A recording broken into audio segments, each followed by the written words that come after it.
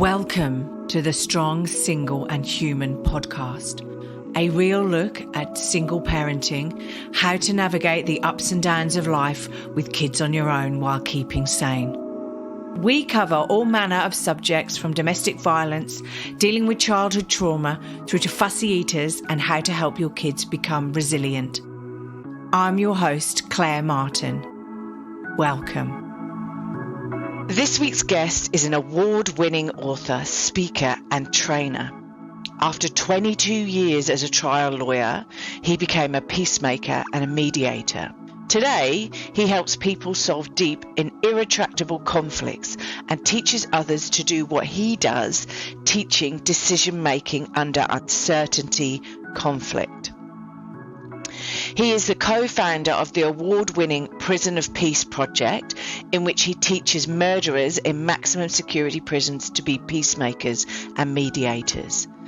He has trained mediators and leaders in Europe, the Middle East and Asia in his innovative peacemaking and mediation processes.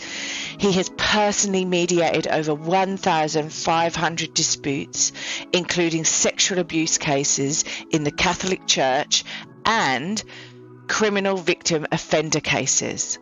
His honours include Californian Lawyer Magazine Attorney of the Year, a Purpose Prize Fellow, and Best Lawyers of American Lawyer of the Year.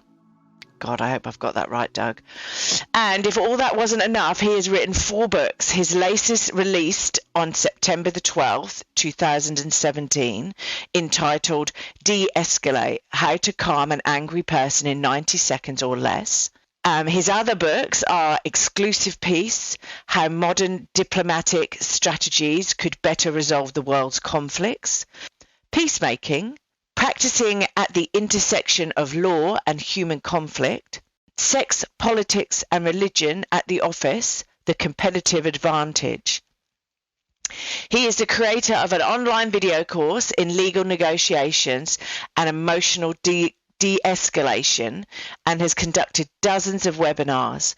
His video offerings are on YouTube and have garnered over 87,000 views. Wow, I think I'm out of breath with that introduction. Doug Noll, welcome. Welcome to the podcast. Well, thank you, Claire. You know, I always enjoy talking with you. I find you to be a really engaging, wonderful woman. And so this will be blimey. fun. God, I've got a lot to live up to now. Don't put that pressure on me. So, Doug, I've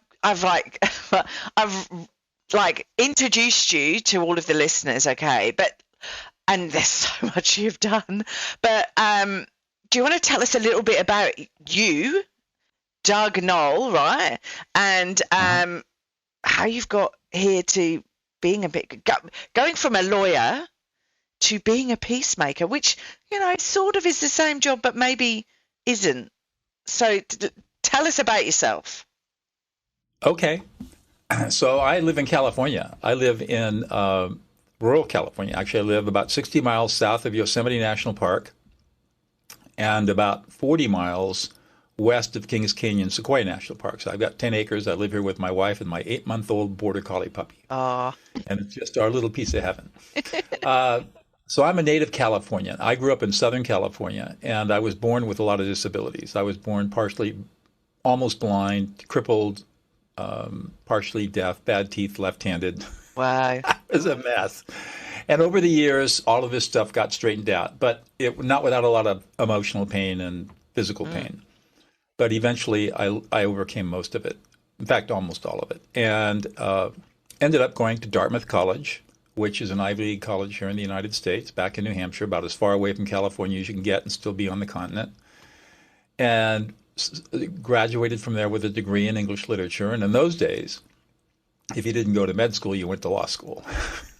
So I came back to California. Yeah, I came back to California and went to law school, did well academically, and decided to move to Central California because I didn't want to live on the coast or in the cities or anything like that. I love the mountains. So I worked for a judge for a year and then went into private practice and became a trial lawyer for the next 22 years. Were you the defense or the prosecution? No, I was actually neither. I was a civil trial lawyer. Oh. So I did very complex, large dollar commercial and business cases, usually involving millions of dollars. I was going to say that's where the money is, isn't it? Well, it is, and it's also where the stress is. Yeah, fair enough. Because there's a lot at stake. Sorry, carry on. In the mid 1980s, I took up the martial arts, and by the time I was 40, I had earned my second degree black belt in a northern Chinese kung fu style. And my teacher called me in and fired me. You're an asshole. You're arrogant. Wow. Too full of yourself. You go learn a Tai Chi. I'm not going to teach you anything else until you master Tai Chi. Wow, full on. Well, that was a death sentence because you never master Tai Chi. Yeah. Tai Chi, I studied Tai Chi as a martial art, not as a contemplative practice. And Tai Chi has two really interesting paradoxes. The first is the softer you are, the stronger you are. And the second paradox is the more vulnerable you are, the more powerful you are. Soft to be strong, vulnerable to be powerful. Did not compute. No. No. So, but I kept practicing. And some years later, I was in the courtroom cross-examining somebody and in a trial, and I thought, what the heck am I doing in here? Wow. And after that trip, I had a vacation planned, and on that vacation, I thought long and hard about how many people I'd really served as a trial lawyer, and concluded that over 22 years, I'd only really helped 5 people. And I thought to myself, I don't want to do this anymore. If I'm going to go another 30 years and maybe serve 10 or 15 more people out of hundreds and hundreds of lawsuits where it's just about the money, that's not my game. But I didn't know what I was going to do. So I came back from that trip and was driving down out of the mountains to my office, and I heard the one and only public service announcement on our local public radio station for a new master's degree in peacemaking and conflict studies being offered at Fresno Pacific University.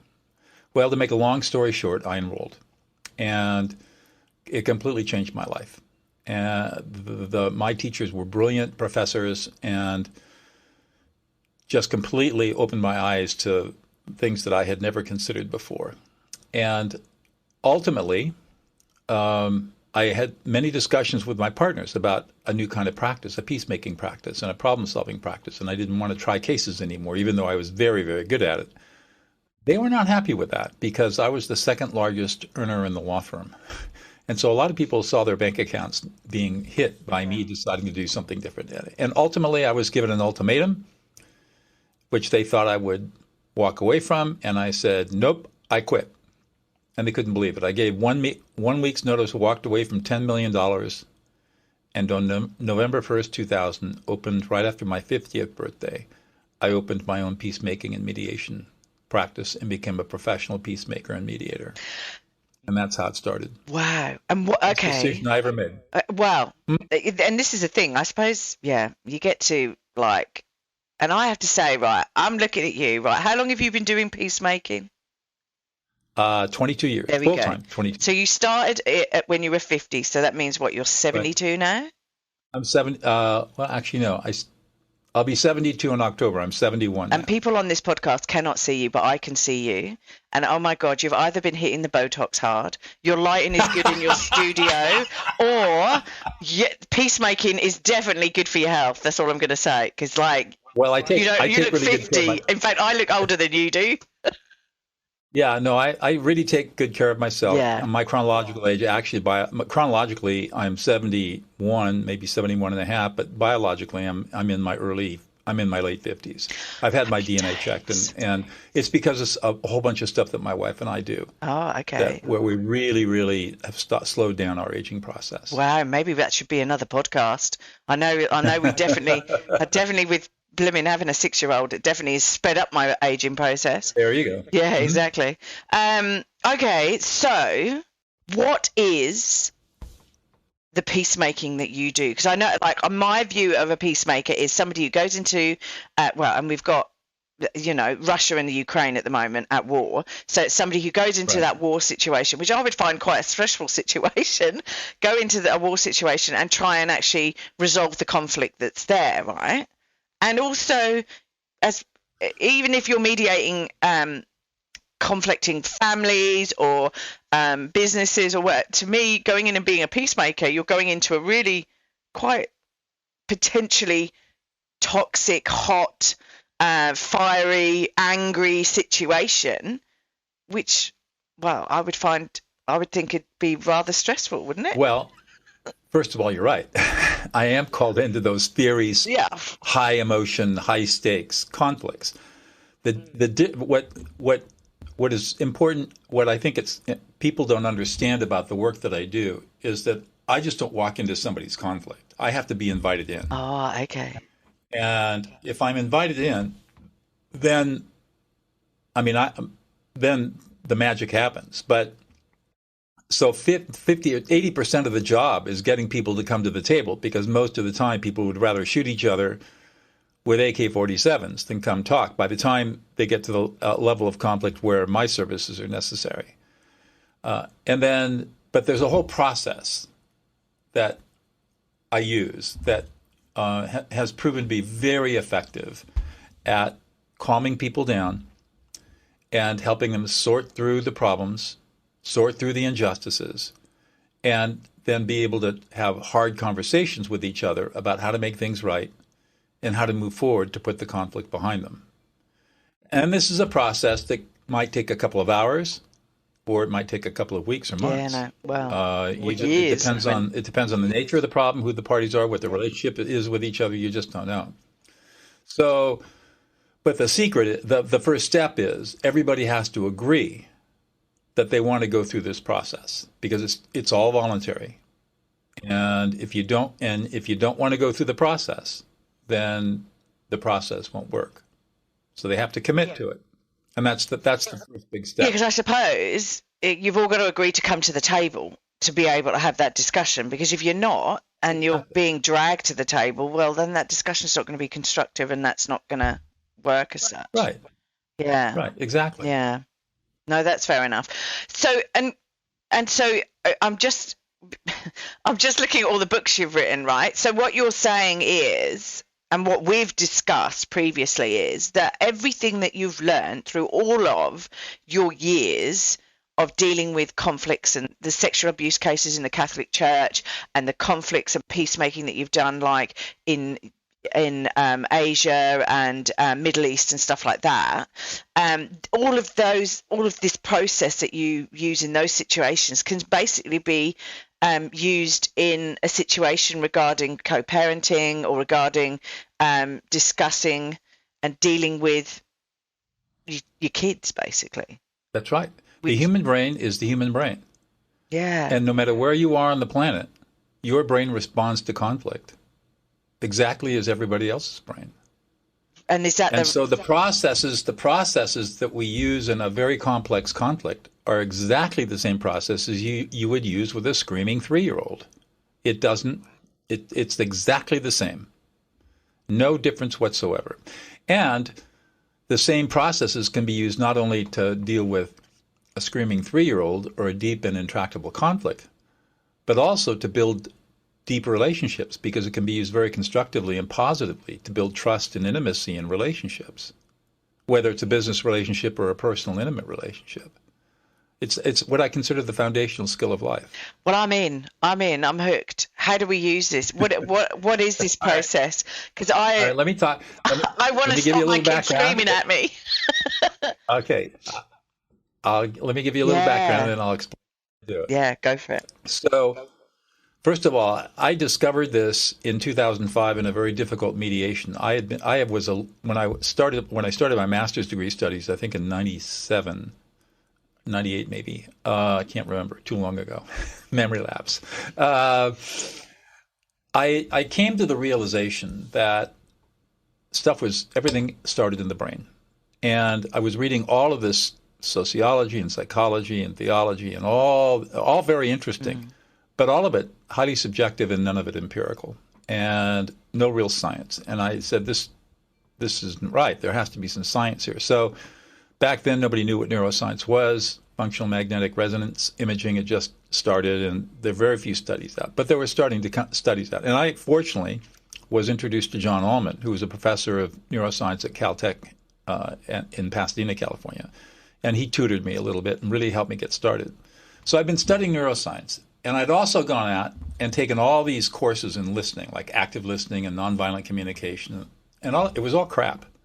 None of it worked, and none of it worked, especially in highly intense conflict where people were really, really emotional. Yeah. So I was at a loss for what to do, and none of my professors knew what to do. They taught the old stuff that didn't work because they didn't have anything else to teach. So I was in this mediation, and without going into all the gory details, the thought came to me, listen to the emotions. And I had the parties stop and start listening to each other's emotions and reflect those emotions to each other. And it was like somebody flipped a switch. Within 5 minutes, the temperature in the room came way down. People felt empowered. They were calm. I mean, it was amazing.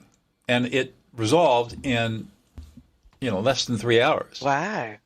Where before, but when it started, people were so angry, if there had been knives on the table, there would have been blood on the floor.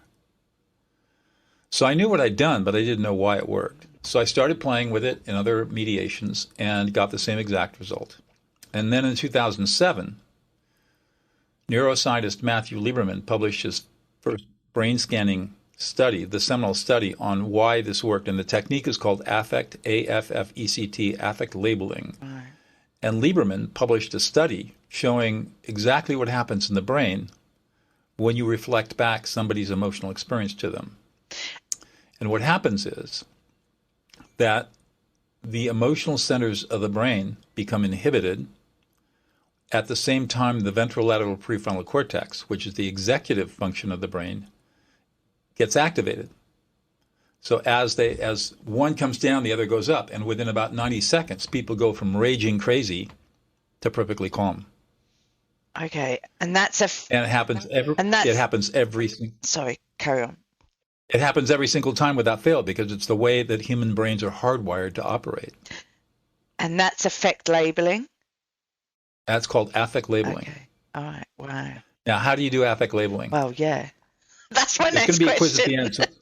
There's going to be a quiz at the end. So there's going to be a quiz at the end. So take notes. Can we take it back a step though, for the laymen who are out there, right? And for what you've just said, what you're saying is that what you do by connecting people in with emotions actually then brings the front part of their brain into action. Correct. Instead of That's a good way of other parts. What would be the other part? See, our brain. Think of our brain as being a whole bunch of computers. Yeah.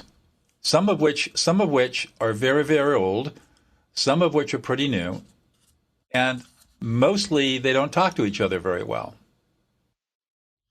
And so we can't control our emotions with willpower because our emotions are operating on computers in our brain. No, that's great. It's awesome. Operating on computers in our brain that are very, very, very, very old. Well, that go back to when we were born. And the part of our brain that's the consciousness part of our brain is very, very, very new. And so it's like taking an iPhone. What are we on now? 14 or something? iOS, I don't know. Whatever it is. You take them. I'm an Android baby.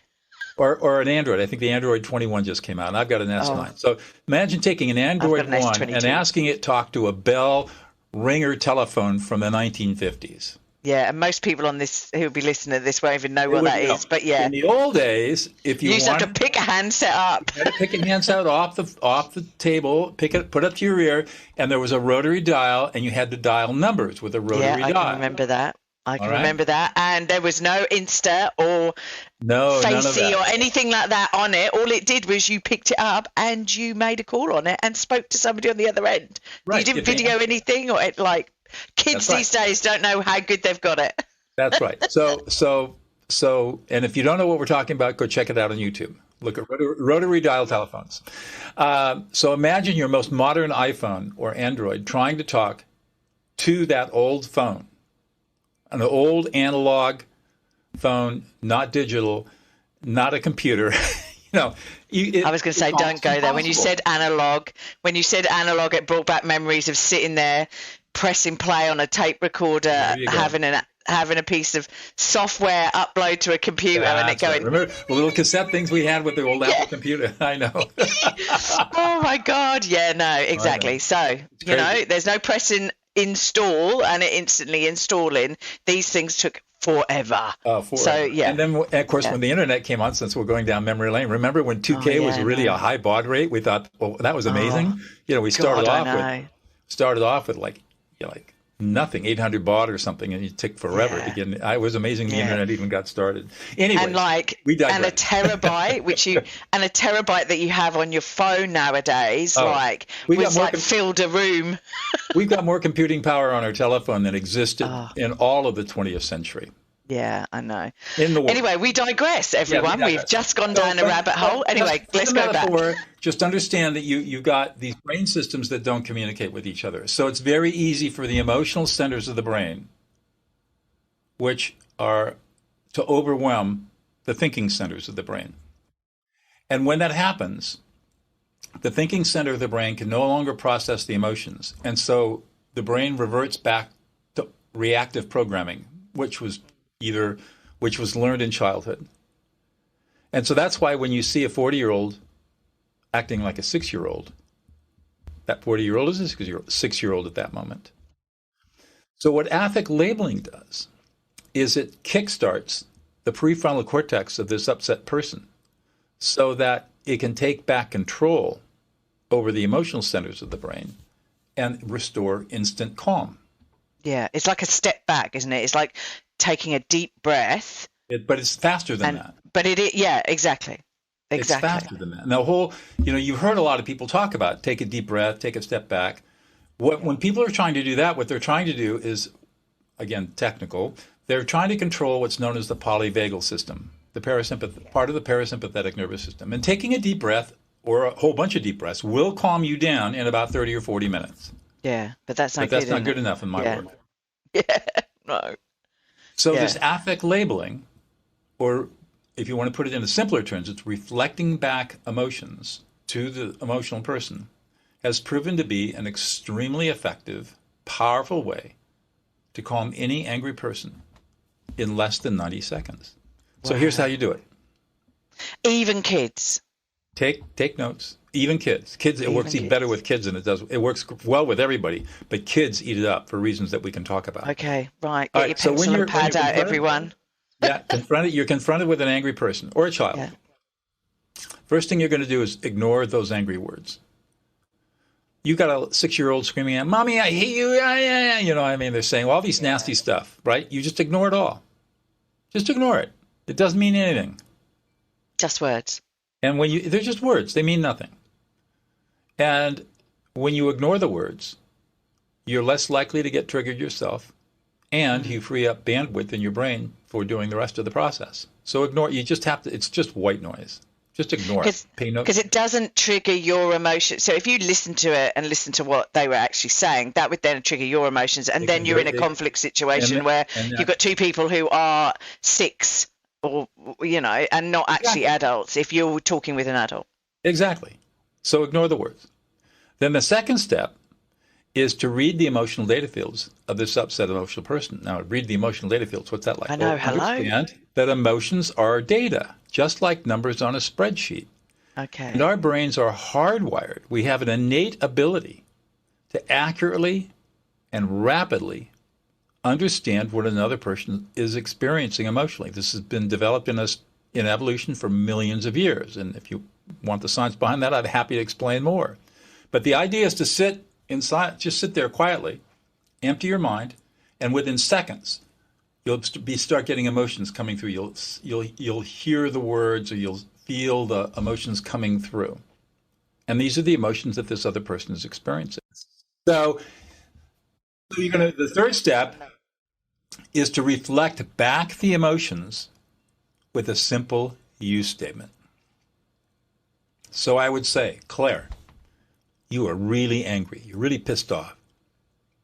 You feel like you're unappreciated. Nobody's supporting you. You feel completely disrespected. And you're worried and concerned and anxious. And you're scared. And you're sad. And you feel betrayed. Nobody loves you. You feel completely abandoned. And it's not right. And the whole thing just really, really has you just ready to blow your stack. Okay. And that's all you do. Notice how all I did was reflect back emotions. Reflect back the other person's emotions. Yep, So what reflect back Claire's emotions. So what you're observing, what you're like feeling, That's right. that they're That's trying right. to convey. You use a you statement. That's right. And you don't use an I statement, you use a you statement. You just tell them directly what their emotional experience is. And that's called affect labeling. And when you do that, the magic happens. And you continue to affect label, whether it's a 4-year-old or a 40-year-old, until 4 things happen. Number 1, you get a nod of the head. Number 2, you get some sort of verbal response like exactly. Number 3, you get a dropping of the shoulders. And number 4, you get a sigh of relief. Wow. These 4 involuntary relaxation responses. When you see those 4 responses, or at least a combination of them, you know you've succeeded and you've de-escalated this angry person. And then you can move on to whatever has to happen, whatever problem solving has to engage, you have to engage in first.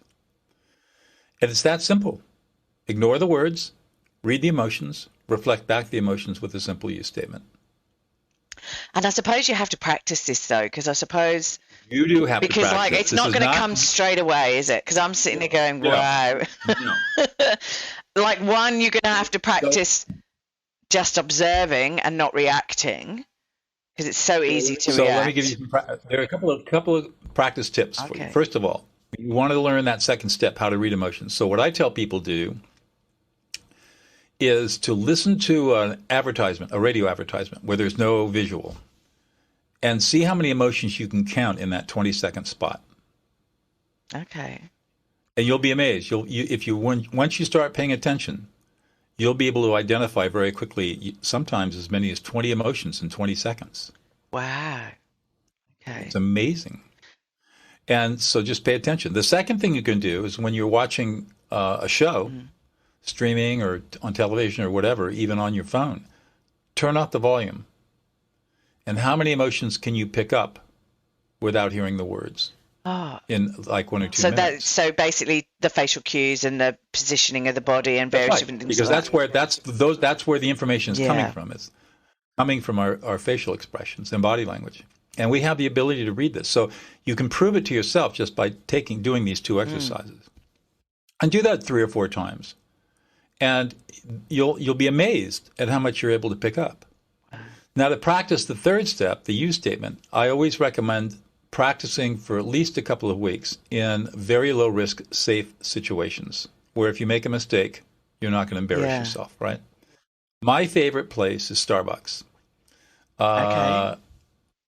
Or any other coffee shop of your choice. You walk in the morning, you're going to order a latte, and you walk up to the barista, you hand the barista your card, and you say, "You look really happy this morning." What about if they don't look happy? Then you say you look unhappy, or you look a little frustrated, or you look a little stressed, whatever it is. But most people at Starbucks, at least in the United States, are happy people. They're hired because they're happy people. And they like being up early, and they love working with people. Are they nuts? So you can almost always get away with saying you're happy. I would be shit at Starbucks. I hate getting up in the morning. Well, okay, so you can do it at a restaurant. Do it at a restaurant. Do it when you're at the market and you're at a checkout. Okay. To the clerk scanning your stuff. Say, just look at them and give them one emotion. And then put your lab coat on, metaphorically speaking, and observe how they behave. How do they behave towards you when you give them an emotion? Oh, okay. And that's pretty easy to just do that at the supermarket or a store or market or go in and get your coffee. Okay.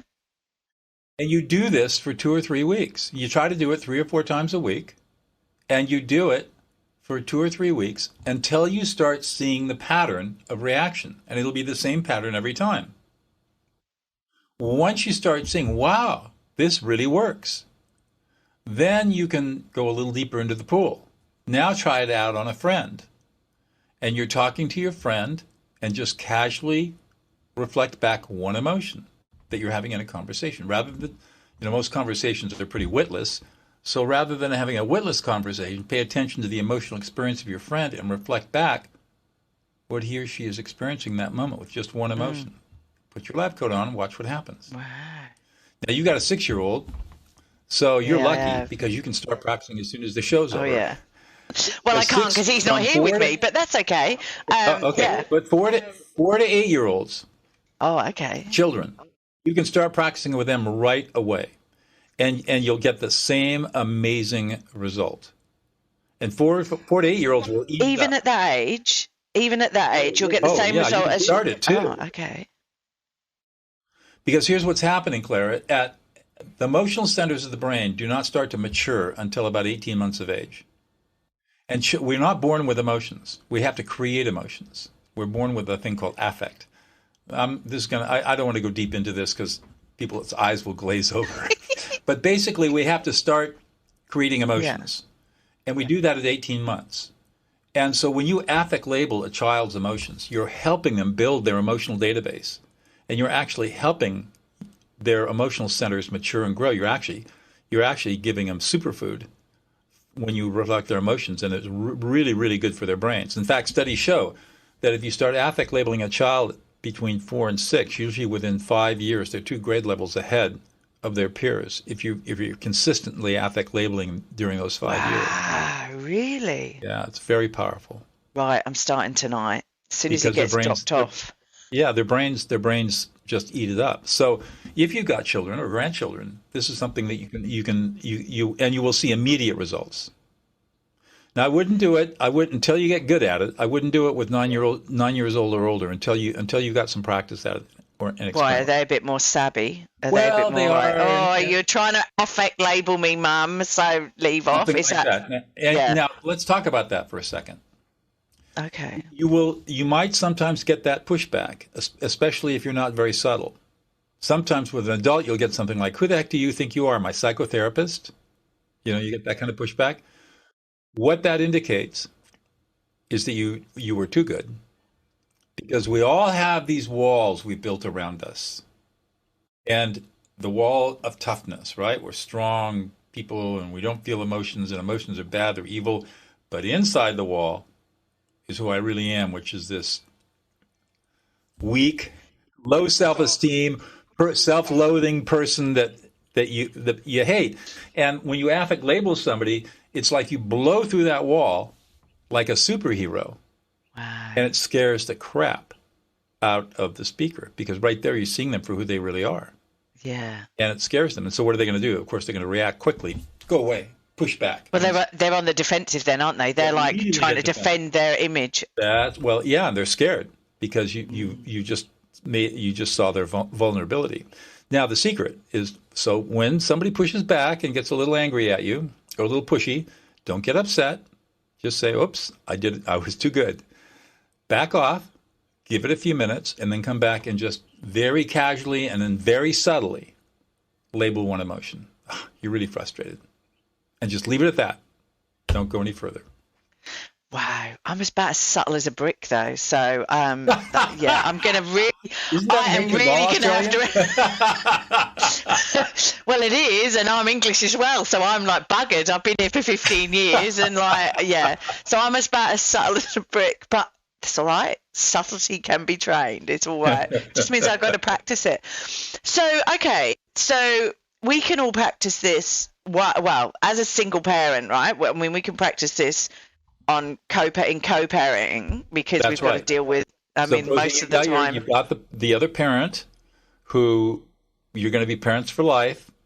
You may hate each other's guts. You don't know. You may not have some people have great relationships. Some people don't. But the way to de-escalate your co-parent is to, instead of getting into a fight, step back,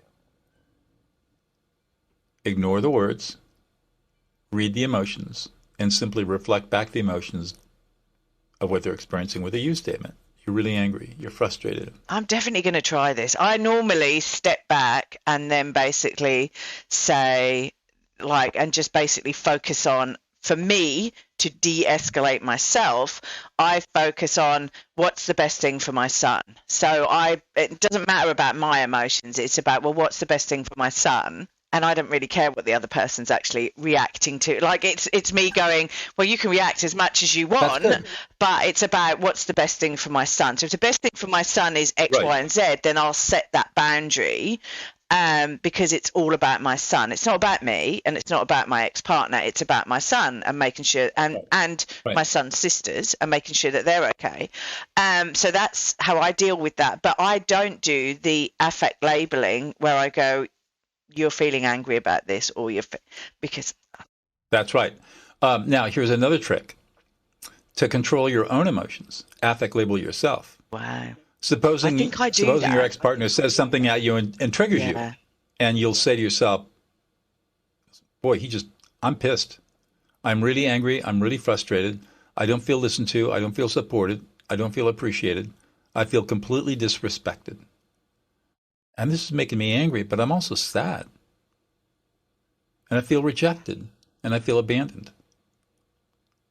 You notice how if you just say that to yourself, I just felt it myself. I just felt a deep relaxation come through me.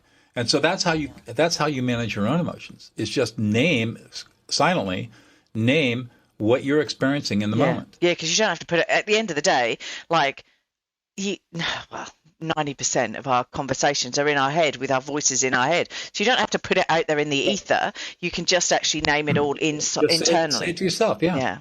And that affect labeling, self-affect labeling works just as well as affect labeling somebody else. Can we teach our kids this? Because I'm just thinking from does this help our children? Excuse me. Does this help our children when they potentially might be in a bullying situation at school, or can it sort of help diffuse situations when they're at school? Yes. And how do we teach them just the same way that you've taught us? Exactly right. Well, it's age appropriate and vocabulary appropriate. Here's the way to teach them. Model it. Don't even sit down and talk with them about this. Just model the behavior. In other words, affect label your children. And every parent that has ever tried this, that's reported to me, says that within 2 or 3 weeks, the kids are affect labeling each other, and they're affect labeling mom and dad, or mom. They pick it up really, really fast. Well, they're like little sponges. And then when they get older and you got to give them, they come home from school and they have an upset or something, you affect label them. And then the problem solving part of it is what happened, what strategies could you have used that you didn't use? And maybe they haven't even thought about affect labeling. And then you can lead them through the process. Well, think about next time, try this and see what happens. I mean, I must admit, as a parent, you want to go in there and you want to solve it all for them and go, oh, well, somebody did that to you. What you need to do is... Right. That's the worst thing you can do. Exactly. It's getting them to solve it. I want to touch on that a little bit. So one of the things that people tend to do, whether it's with their children or other people, is they tend to go to problem solving right away. Somebody has an emotional problem, and the listener immediately wants to try to solve the problem. That is called emotional invalidation. There are other forms of emotional invalidation. So, for example, supposing you've got a little 3-4-year-old boy running around outside, and he falls down and skins his knee and starts to cry. What is he usually told? Don't be a sissy. Come on. In Australia, they say have a cup of concrete and harden up. I'm trying to think what else they say here. It was Don't be a girly girl. Big boys don't cry. Same thing that happens to girls too. So that is called emotional invalidation. It is the most insidious and pervasive form of emotional abuse that exists on the planet. And all the science shows that kind of emotional abuse leads to horrible outcomes later in life. And every parent does it because they think they have to toughen their kids up. And that is absolutely false. It's a myth that's not based on any science whatsoever. And here's the problem. You emotionally invalidate your child. You're telling your child that emotions are bad, they're evil, they're weak, they're irrational. Don't pay attention to your emotions. And the science tells us that we're 98% emotional and only 2% rational. Wow. I didn't realize those ratios. So we're turning off 98% of who we are at 4 years old. Is it any wonder when that kid becomes an adult that his relationships are in the tank, that you can't make a relationship work because you don't know how to manage your own emotions? Yeah, it's scary. It is scary. It's very scary. And parents do it all the time, and they don't know that they're doing tremendous damage to their children's brains. Yeah. It's because it was done to them. Yeah, oh, I agree. I mean, look, it was done to me. Like, And it was done to me. yeah. I mean, I was brought up in the 70s, right? The 70s was hard. And then we had Maggie's blooming Britain, so you had to sort it out and get out. Yeah, no, and I can understand that, because you were told, like, emotion, like, don't cry, don't scream, don't shout, don't be angry. And like, as a girl, there are certain things that you were expected to be, like, be quiet. Children are seen and not heard, and all of that stuff, and blah blah blah. And there are times, and I don't say it to my son, but there are times where I go, "Oh, buddy, you might not have wanted to talk then," but I try and stay quiet, because I'm like, okay, you will learn these lessons of, like, what you have to say, and when you, and I'm not gonna, like, try and control him, because he's his own person. And sometimes what I think is not the right time to say something is actually the right time to say something. It's just that my upbringing has said, oh, you need to stay quiet there, and actually, right, he's done the right thing. So think of it this way. What do I know? So yeah. How can you ever master your emotions if you're not taught how to do it? How can you master your emotions if you don't grow up with role models of people who have emotional mastery? You can't. Yeah. And you only master what is modeled to you by your parents. And if your parents are emotionally incompetent, then guess what? You're going to be emotionally incompetent. Yeah. And the sad truth is that 98% of all families are emotionally dysfunctional. Yeah. And they just produce emotionally dysfunctional adults, and the cycle persists generation after generation. But now we have the science that tells us differently. We have some new skills that have just come out in the last 15 years that allow us to break that cycle if we're willing to do it. Yeah, and that, and that's one of the reasons I started this podcast, was because, single parents is bloody hard, right? Let's just put it out there. It's hard, right? Being a parent is hard, but in general, right? Full stop. And, as a single parent, I'm like mum and dad at times, and and you sit there and go, well, I need some tools in my toolbox, because, right, the 70s is a very long time ago for me, and, for everyone, but for me and how I was brought up. And so these are things I can't even remember. Like, and I know I'm potentially nowadays right. And so it's about being the best parent I can be for my son, and trying not to mess him up too much with everything that goes on. You're right. And it's all about mindset. Yeah. Instead of thinking that you have to discipline your child, think about being an emotional coach. How can I coach my child through his or her emotional moments and train my child how to be emotionally competent? And it's tiny little steps, 10 times, 15 times a day. The child has an emotion or emotional experience. What's my strategy going to be every time they're emotional? Am I going to shut them down because they make me anxious every time they get upset? Or am I going to be present with that child and be okay with my own anxiety and coach this little being of mine how to master emotions by affect labeling? And that's the simple choice that parents have to make, and single parents especially. And when you make that choice, you say, I'm going to be an emotional coach. Every time my child gets emotional, I'm going to reflect back the emotions that are there right now, and I'm going to do it. If I have to do this 15 times or 20 times a day, then that's what I'm going to do. Yeah. And also, some of the things that I use to stop myself from going, oh my God, just rah. Some of the things. Exactly. And it is like that at times. I go, oh, and exactly like where he falls over and he scrapes his knee, and you go, oh, here we go. But, the thing is, like, I don't want to say, oh, come on, harden up or whatever, because he's hurt himself, right? But I might be doing half a dozen other things, and I don't need to deal with this at the moment. That's right. And that's the human part of this podcast, because I think, what I want to put out there is, like, we're all human, okay? So, yes, what you're saying is the ideal, it is, we need to do this. We need to be cognizant. We need to be doing this all the time. But it is okay not to do it once or twice a day, do you know what I mean? Sure. We're human. Here's the thing. Once you start doing this, Two things you're going to notice. Two things. One, all the upset's going to go away super fast, much faster than anything else you could possibly do. And two, you're going to feel really good about it because it's so self-affirming. You're going to get a beautiful reaction from your child that is going to make you feel so loved. And the child is going to be in such deep gratitude that you listened that little being into existence, that you will want to do this. All you have to do is practice it long enough for 2 or 3 weeks so that it becomes a habit. And once that happens, everything changes forever. Yeah. And so it's not that difficult. And you just have to decide this is something I want to do and then make it happen. Yeah. Yeah. It's that simple. Just do it, as Nike would say in the 90s or whenever it was.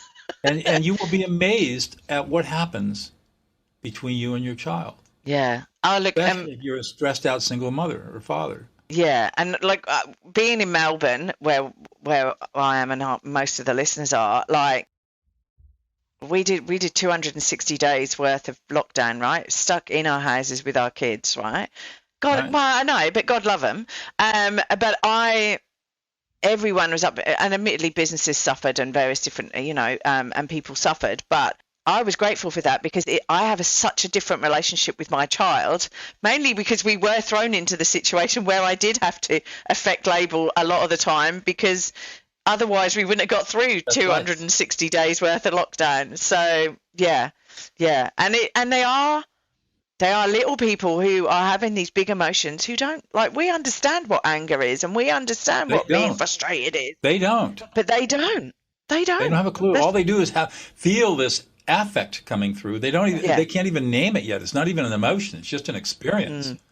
And what we can help them do is build their database by affect labeling. Oh, you're angry. You're experiencing anger right now. Oh, that's what anger feels like. Yeah, because, exactly. I cannot, it sounds so simple. But it's so powerful. No, I'm definitely going to be trying it when the little monster gets back tonight from his dad's. And hopefully he won't be a little monster, or he'll be more like a fluffy Monsters Inc. monster, not a horrible, like, I'm tired and grumpy and been fed lots of sugar monster. But that's okay. If he's tired and grumpy and been fed a lot of sugar grumpy, you just say you're tired. You're tired. You're grumpy. No, because he'll go... No, see, he'll go, I'm not tired. I'm not grumpy, Mum. I don't want to go to bed early. Keep working with it. All right, let's just role play that. He says, I'm not tired. Okay. I'm not grumpy. I don't want to go to bed.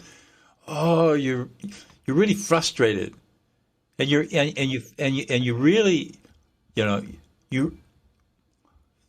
me think through how I would say this. You're really frustrated. And you don't feel like you're being listened to. And you don't feel appreciated and supported. And you're sad. And you're afraid you're going to miss stuff. If you go to bed, you're going to miss all the fun stuff. And that's really upsetting to you. Yeah. He probably... And so you're tired. And you're grumpy. And you don't want to miss anything. You're afraid of missing good stuff. And you just want to keep going because life is so much fun. He'll probably want a hug then. He'll go, Mummy, can I have a hug? And I go, all right then. Exactly. Yeah. And if he says, Mommy, can I have a hug? Guess what? What did you just do? Oh, I would give him a hug. Oh. Well, no, but my point is you just de-escalated him. Yeah. You just I didn't know this was a calmed test. him down. Yes, exactly. Yeah. And that's exactly what you would do. And a lot of the time, to calm him down, a lot of the time it is give him a hug, connect with him physically, because I don't know, Absolutely. That physical connection seems to calm him down as critical. well. And then that's right. And then I can then talk to his logical brain instead of his screamy, shouty brain. Right. And understand that as the child gets older, physical touch is still important, but especially when they become teenagers, it for a while it gets cut off. So you have to have other tools, which is why you develop affect labeling. It's already cut off. All tools in your box. It's already cut off. He won't hold my hand going into school now. He looks at me. Of course not. It's embarrassing. And he's 6 though. He's 6. But I put my hand out for him to hold my hand, and he looks at me as if to say, "Don't even go there, Mum." So I'm like, I know. I mean, peer pressure is already starting to. I know. Work on him. Second year at school. So Doug, look, thank you. I'm definitely going to try all of that. Where can people get more information on? Well, So I'm assuming your latest book, which is De-escalate: How to Calm an Angry Person in 90 Seconds, has a lot of this technique within it does. and all of those sort of So things. I built a web page Oh, just okay. for everybody who's listening right now. Wow, you've done And if even you're more on than Melbourne, I've ever you're the done. only people in the world that are get access to this web page. And the web Wow. page is Doug Noll, DOUGNOLL.co Yeah. /Claire-Martin. Oh, wow. Okay. Thank you. I'll put it, so it's dougnoll.co /Claire-Martin. Now, if you go to that page, 4 things. Number 1, you can get a free ebook that describes everything that I've been talking about. 2, Wow. you can buy my book, De-escalate. 3, you can get my De-escalate video course, pretty inexpensive. And 4, if you decide that you want to be a super parent and want to really dive in, I'm giving people an $800 discount off my big basic and advanced emotional competency course, which is where we do the deep dive. Wow. So from free to expensive, Thank whatever. you. No. Whatever But that's suits you. awesome. Yeah. No, thanks ever And, so much for that. yeah, dougnoll.co Claire-Martin. And if and on there, people can find out who you are. I mean, I know we've touched on that a lot. And that's right. yeah, It's an entree. It's an entree on my website, and then from there you can just go explore. I got a vast website, and you can just get all kinds of other resources and learn all about more about me than you really want to know, and and go from there. And if you want to reach out to me, if people want to reach out to me, my email address is Doug, DOUG, at dougnoll.com. Doug at dougnoll.com. Wow, So you might not want to give that email address out. You might be inundated. I don't care. The thing is, I'm a sole practitioner. I have no staff. I have no virtual assistants. There's no huge firewall around me. I am my guy. And I answer all of my own emails. So if somebody has a question, I mean, I'll even jump on a Zoom call. If somebody wants to jump on a Zoom call for 15 minutes and talk about an issue they're having, just email me and we'll set it up. Okay, Doug, thanks for that. So that's awesome. So they can go to that website, which you've set up for us, which is brilliant. Thank you for that. And they can connect with you in a whole manner and myriad of different ways. Are you on Insta and Facey and all of that stuff as well? Or have you just shot those off to the side? Are you talking about social media? Yeah. Are you on social media? I'm on Facebook. I don't waste my time too much on Facebook. I obviously I have a lot of followers on Facebook and Twitter and LinkedIn and all. I'm on all the usual places. Right now, I'm building out a new YouTube channel called the Power of Emotional Competency. I'm just starting this new YouTube channel, and so I don't have any videos on it. I just started it this week, so I'll be posting videos probably starting next week. At least a couple of videos a week on all kinds of topics around emotions and emotional competency and affect labeling and all that stuff. So if people... So it probably will be out there then, but like by the time I've edited this and got this out into the ether, like you'll probably be live with the actual YouTube video. I'll probably already have content up by the time you're listening to this. Yeah. Then you can go check out The Power of Emotional Competency on YouTube. Doug Noll, The Power of Emotional Competency. And that's one of my YouTube channels, and I've got a bunch of them, but this one I'm really developing for this. And you'll find a whole bunch of YouTubes where I'm demoing and explaining, and it's just going to be a resource-rich channel for you to learn these skills and a bunch of other skills as well. Yeah, no, that's awesome. So, Doug, I have one final question for you. And apart from your ever eternal youth, I'm going, okay, we need to know these secrets. I might have to get you back so that us in Australia can look like you do. Because I know we've got sun and stuff here, but you're in California, so that's not our excuse. So we can't say we're aging because we're always out in the sun, because so are you. Right. Yeah, exactly. If you had a superpower, Doug, apart from your ever eternal non-aging body, right? If you had a superpower, what would that superpower be? Ooh, good question. What is my superpower? Yeah. You have got quite a few, because I do. You're a mediator and all of that stuff. So I'm like, I have 2 foundational superpowers. Oh, okay. I'm extremely patient, and I'm extremely disciplined. Wow. Okay. Wow. Okay, that's awesome. They're your superpowers. They're my superpowers. On patience and discipline is built the edifice of Doug Noll. Well, and hey, let's face it. I thought I had patience until I had my son, and then I discovered that maybe I needed to train myself to have more patience. So I believe now, nearly 7 years on, 6.5 years on, I have a hell of a lot of patience. But yeah, discipline maybe not quite. It's getting there, but it's not as disciplined as you. Awesome. Look, Doug, thank you. It's been really fascinating talking to you. Thank you so much for, giving us your time and coming on board and telling us all about this. It's really interesting, and I think it'll help a lot of people either deal with and handle their children or deal with and handle their exes and co-parenting situations. So thank you, Doug. Thanks a lot for that. You're welcome, Claire. I really enjoyed this conversation. No, cool. So look, you're in California, so it's the evening for you and it's the morning for me. So I'm going to get on and have a good day. You have a good evening. I'm going to pick up my jazz violin and play some jazz violin for a while. Oh my God, man after my own heart. I can't play violin that well now, but anyway, it's all good. Oh, awesome. Brilliant. Okay, Doug, well, hopefully I will get you back on. Absolutely. Just give me a holler and we'll schedule it out. Cool. Brilliant. All right. Speak to you later. Okay, bye. Bye. Thanks for listening. If you've enjoyed this podcast and you would like to hear more, please hit subscribe wherever you like to hear podcasts. If you would like to support us further, share this episode with your friends and family. And finally, drop us a review on iTunes, as I'd love to hear your thoughts, comments, and ideas. It all helps me to understand and produce awesome content you want to hear just like this. If you want to check out our past episodes, write to us, appear on the podcast, or for links, resources, and show notes, go to our website www.strongsingleandhuman.com. We are also on all the usual social media platforms, Insta, Facey, and Twitter.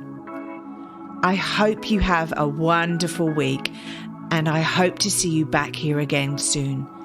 Be kind to yourself, and remember, no one is perfect. We're all just putting one foot in front of the other and doing our best. I'm Claire Martin, and you've been listening to the Strong, Single, and Human podcast.